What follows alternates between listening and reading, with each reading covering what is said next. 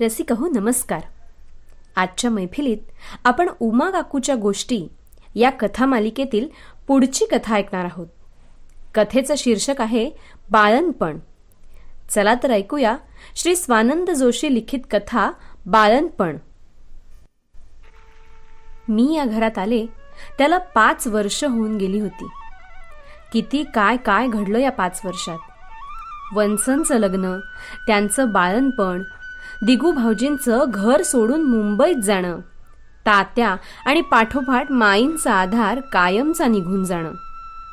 पण या सगळ्यात हे आणि मी खंबीर राहिलो. माईंनी माणसं जोडून ठेवलं नव्हती, मी त्यात भर घातली. सारा आनंदी आनंद होता. पण एकच सल मनात होता, मला अपत्य प्राप्ती नव्हती. पहिली वर्ष 2 वर्ष कोणी बोललं नाही, पण नंतर अनेकदा कुजबूज माझ्यापर्यंत यायची. बोडणाची बारशाची बोलावणी यायची नाहीत. माझी जवळची कोणी बोलली नसली तरी सार्वजनिक ठिकाणी गेल्यावर लोकांच्या नजरा मला खायच्या. पण परमेश्वराने माझी हाक ऐकली. मला दिवस गेले. सुरुवातीला डोहाळ्यांचा त्रास झाला, पण आनंदाने सहन केलं. मदतीला अडीअडचणीला यमुना काकू, इंदू काकू आणि जानकी होतीच. साऱ्या जणी येऊन जाऊन असायच्या, कारण हे कामावर गेले की मी घरात एकटी. सदा भाऊजी तेव्हा शिक्षणाला रत्नागिरीस होते. सुट्टीच्या दिवशी यायचे. यांनी माझी फार काळजी घेतली. अडल्या वेळी चूल फुंकायलाही मागे पुढे बघितलं नाही. माझी तब्येत अगदीच तोळामासा नसली तरी तशी नाजूकच. शिवाय इतक्या वर्षांनी दिवस गेल्यामुळे काळजी.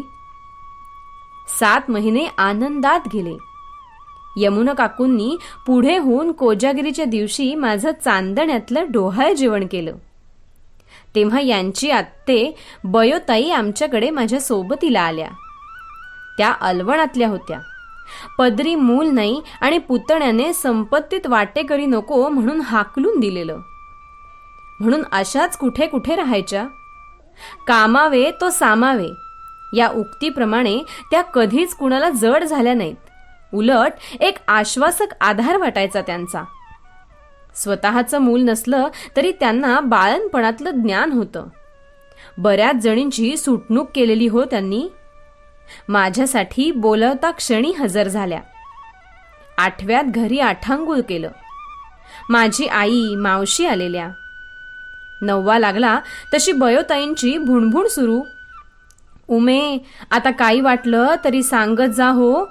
9वा लागला की आतला गर्भ चुळबुळ करू लागतो. या मोहमायेने भरलेल्या जगात यायची घाई हो ही. ते म्हणतात ना, मळभाचं आणि गर्भाचं काही सांगता येत नाही. म्हणून जपून राहा आणि आराम कर. तुझा संसार शेतीभाती जमेल तितकं बघेन मी. रोज दिवस मोजत होते. 15 दिवस आनंदात गेले. पण एक दिवस अचानक सकाळी उठले तेव्हापासून विचित्र वाटत होतं. अन्नावरची इच्छा उडालेली. तरी कसं बसं आवरलं आणि खोलीत येऊन बसले तो कमरेतून एक वेदना आली आणि मी बयोताईंना हाका मारू लागले. यानंतरचं सारं खरं तर मी यांच्याकडून ऐकलंय, कारण मला धड शुद्ध नव्हती. प्रसव वेदना सुरू झाल्याचं वाटल्यामुळे सुईणीला बोलावणं गेलं. ती वेळेत आली देखील. बयोताईंनाही वेगळं वाटत होतं. माझी अवस्था बघून सुईण घाबरली. भाऊनू, या बाळनपण हैसर होऊचा नाय. रत्नागिरीस नेवा. पिंड आडवो हा. नाळका गुरफटलेला असल. डॉक्टर काय तर बघील. वेळ दौडू नको. तिच्या बोलण्यामुळे सारेजण धास्तावले. पण धीर करून सगळ्यांनी तयारी केली. बयोताईंनी केव्हाच देव पाण्यात घातले होते. 4 कपडे, औषधं, पैसे असं यांनी बांधून घेतलं. मला डोलीत बसवून यमुना काकूंनी दृष्ट काढलं नी. यांनी देवासमोर नारळ ठेवला नि मांडवकरांनी डोली उचलली. बयोताई घरी थांबल्या. डोलीत मी नि चालत यमुना काकू नि हे असे निघालो. नदीजवळ आलो तो समोर खुळी चंपू उभी. गो बामणे, घाबरू नको जीवा, घेऊन येशील झिलाक, अशी बोलली. तिला गावाने वेडी ठरवलेली, पण मी तिला खाऊ घाले.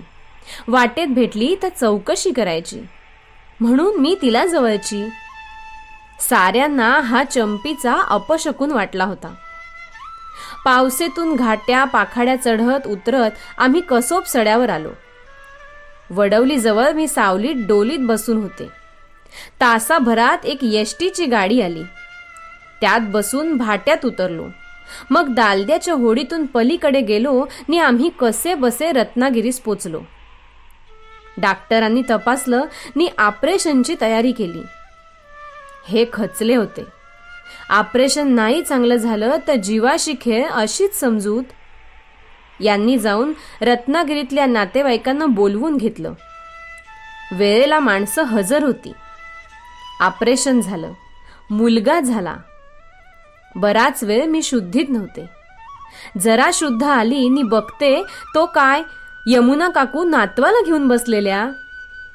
उमे, पुनर्जन्म झाला हो तुझा. ऑपरेशन झालंय हो. मुलगा आलाय पोटी. आता 21 दिवस इथेच मुक्काम. टाके वाळले की घराची पायरी चढशील. नंतरचे 21 दिवस त्या एका खोलीत मुक्काम. डॉक्टर दिवसातनं 2दा तपासून जायचे. यमुना काकू 4 दिवस थांबून घरी गेल्या.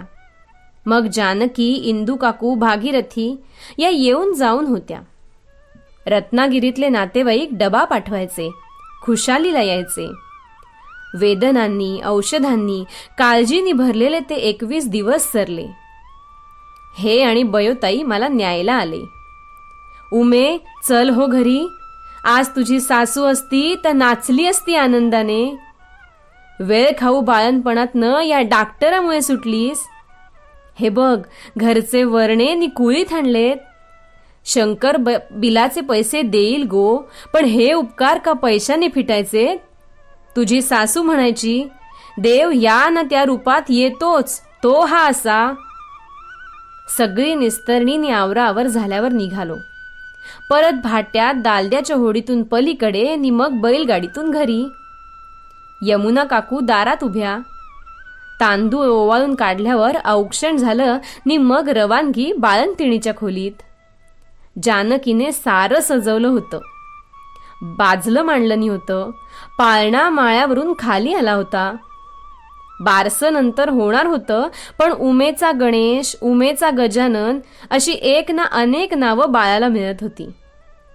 पत्र पोचता क्षणी वंस आल्या. दिवस बघून दणक्यात बारसं झालं. बयोताईंच्या सांगण्यावरून विनायक नाव ठेवलं. घराचं अक्षरशः गोकुळ झालं होतं. माई तात्यांची पुण्याई, देवावरची श्रद्धा यामुळे बाळणपणात पुनर्जन्म होऊन मी सुखाच्या सरीत न्हाऊ लागले.